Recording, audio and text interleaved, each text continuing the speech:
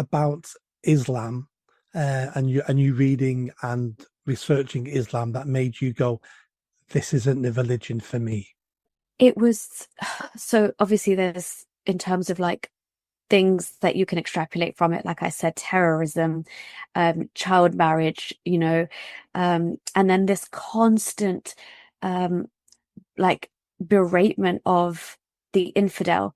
And it's very much like a us versus them throughout the entire book and as the wider concept of Islam. So everything from, constantly cursing out the infidels, but beyond curses, it's to take action against them. And there's, prescriptions as to not to take Christians and Jews as your friends and then go out of your way to try and harm them or, delude them and things like that because in the wider picture, you're constantly at war with them.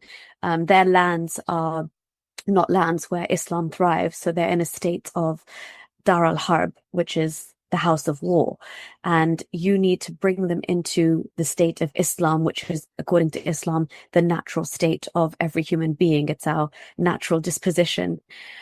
So it's just got everything from justifying slavery, including sex slavery, and you know doing things to non-Muslim women, for example. And again, we can think of all the connections and how that plays out in society as well that we've seen.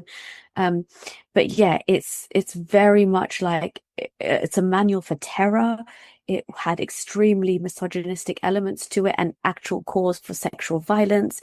And as I said, a wider kind of hatred towards the infidel so that you can never ever, I understand why it's impossible for most Muslims who follow that down to the T to assimilate and integrate, because everything about that says you are different, you are pure, you are clean. They are the worst of creatures and they are, eternally deluded. They were given the message, they corrupted it, and it's on you to kind of by force.